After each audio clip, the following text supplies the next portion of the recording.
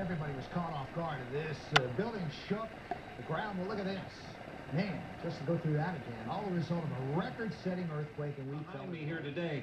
That thing shook. And Jeff Halka is the one who says he felt it. Now, he's the director of the Maryland Geological Survey, which is housed here on St. Paul Street, and he monitors his computer and what he says may have been the largest earthquake of our lifetimes.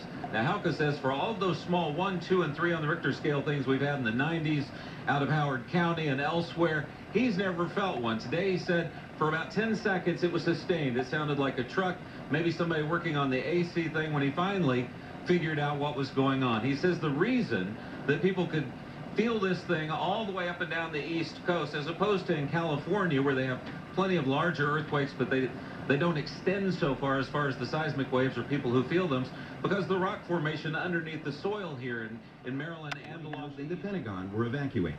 Ceiling tiles were jumping in and out of the ceiling. The magnitude 5.9 trembler radiated from an epicenter 88 miles southwest of Washington, but the radiating shutters convulsed the ground as far south as the Carolinas. They rumbled the ground in New York, shaking the federal courthouse. I felt a little, unnerving when you're floor swaying and you're on the 21st floor. As far north as Massachusetts, where President Obama was vacationing on Martha's Vineyard. At Reagan National Airport, flights were grounded. We all kind of grabbed our things and said it's time to get out the building.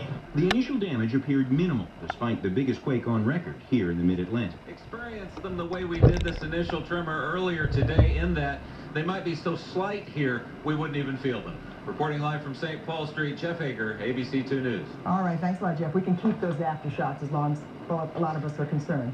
Jamie? All right, I want to take you down to D.C., northwest part of D.C. I want to show you the National Cathedral. They are telling us now at least 3 of the 4 pinnacles here in the Central Tower have fallen off, and the Central Tower appears to be leaning. There you can see it's leaning to the right in this shot. Man, this is right across the street from Catholic University. It is just an incredible sight down there. Now, the pinnacles are the top stones of the cathedral's towers.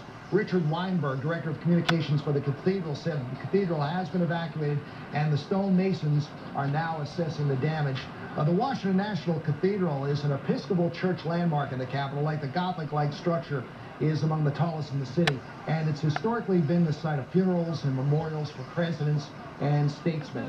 Now, he said because they're not very familiar with being on a boat like she was, she actually felt something shake, and then she was able to bring them into port safely. So certainly, again, so many stories to tell in the analysis.